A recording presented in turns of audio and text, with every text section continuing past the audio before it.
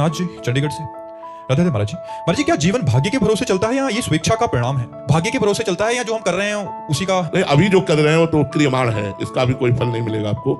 पीछे के प्रारब्ध के अनुसार जीवन चल रहा है, सुख और दुख जो प्राप्त हो रहे हैं, लेकिन हमारा क्रियमाण करने पर पूरा अधिकार है। क्रियमाण माने वर्तमान में जो कर्म है उसे हमें ठीक से करना चाहिए, आगे हमारा बिगड़ जाएगा। अभी तो हमें मनुष्य शरीर मिला, फिर पता नहीं सुअर कुत्ता क्या क्या बनना पड़े, इसलिए हमें क्रियमाण सुरक्षा अपनी बनानी चाहिए कि हमारा शास्त्र सम्मत क्रियमाण होना चाहिए। तस्मात् शास्त्रम प्रमाणन्ते कार्याकार्यो व्यवस्थितो। क्या करना चाहिए क्या नहीं करना चाहिए, इस शास्त्र और संतों की वाणी से सुन करके क्रियमाण को पवित्र करना चाहिए, और दुख सुख पूर्व प्रारब्ध से अपने आप आते रहेंगे, और वो तुम्हारे रोके नहीं रुकेंगे या तुम्हारे चाहने से पूजा नहीं होगा, वो अपने आप एक क्रम में आता रहेगा। उसकी चिंता छोड़ो, नवीन कर्म करो, और वो कर्म शास्त्र सम्मत और भागवत हो जिससे तुम्हें इसी जन्म में भगवत प्राप्ति हो जाए।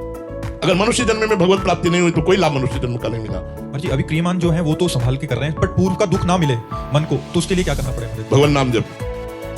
भगवान नाम जप ऐसा है जो आए हुए प्रारब्ध के दुख सुख से बचा देता है। भगवान नाम जप करो, उसी से आनंद का अनुभव। शोभा निधि शरण जी बरसाना। महाराज जी दंडवत प्रणाम। महाराज जी, एक संसारिक पिता अपनी भौतिक संपत्ति अपने उत्तराधिकारी को सौंपता है, किंतु एक सद्गुरुदेव अपनी भागवतिक संपत्ति अपने शिष्य को किस आधार पर सौंपता है? जब शिष्य मन तन प्राण सर्वस्व समर्पित करके गुरु स्वरूप हो जाता है, गुरु में तन्मय होकर के गुरु स्वरूप हो जाता है, तो यहाँ संपत्ति समर्पित नहीं करनी पड़ती, अपने आप गुरु के हृदय की संपत्ति का अधिकारी बन जाता है। जिसने तन मन प्राण गुरु को समर्पित करके उनकी सेवा में गुरु का चिंतन करते करते तद्भाव भाविता हो गया, तन्मयाहा हो गया, गुरु में तन्मय हो गया, तो गुरु स्वरूप हो जाता है। जैसे भृंगी नाम का कीड़ा दूसरे जाति के कीड़े को मिट्टी के घरौंदे में बंद करके और अपना डंक मारकर उसको चिंतन कराता है, तो बिना शरीर छोड़े दूसरी जाति का कीड़ा भृंगी कीड़ा बन जाता है। ऐसे ही जो तन मन प्राण समर्पित करके गुरु वचनों का पालन करता है वो बिना शरीर छोड़े गुरु स्वरूप हो जाता है। जो गुरु के हृदय की स्थिति वही शिष्य के हृदय में आ जाती है, पर तन मन प्राण सर्वस्व समर्पित होना चाहिए।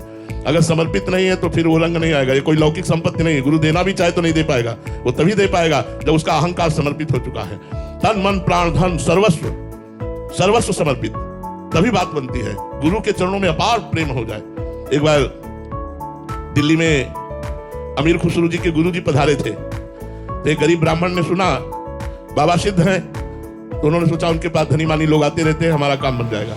बाबा के पास गए, दंडवत किया और बाबा से कहा बाबा बेटी का ब्याह है, अगर कुछ सहयोग बन जाता आपके धनियों से तो बाबा निरपेक्ष थे, उनको किसी से मतलब नहीं था। तो उन्होंने टालने के लिए कहा परसों आना।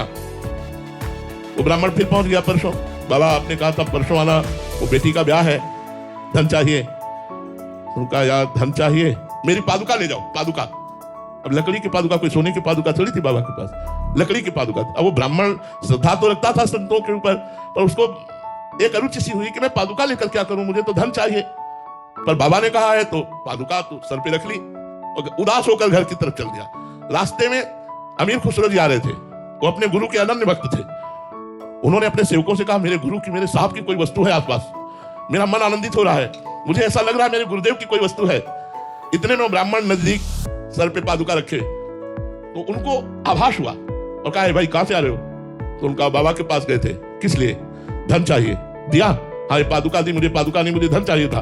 बोले पादुका मुझे दे दो, ये 13 ऊंटों में असरफियां लदी है, ये तुम ले जाओ। अरे वो तो मालामाल हो गया, 13 ऊंटों में असरफियां लदी हुई थी, बड़े धनी थे अमीर खुसरो जी।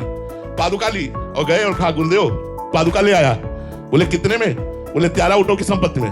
बोले सस्ता सौदा किया, रख दे, कोई बात नहीं। ये तन मन प्राण गुरु को समर्पित, तो जो गुरु के हृदय में चल रहा है वही शिष्य के हृदय में आ जाएगा। सर्वस्व समर्पित गुरु को, तब गुरु का कृपा पात्र बनता है। ऐसे गुरु की संपत्ति का अधिकारी नहीं हो जाता कंठी बंधाने मात्र से। जो अपने अहंकार को तन मन प्राण को समर्पित कर देता है वही गुरु की संपत्ति का अधिकारी बनता है।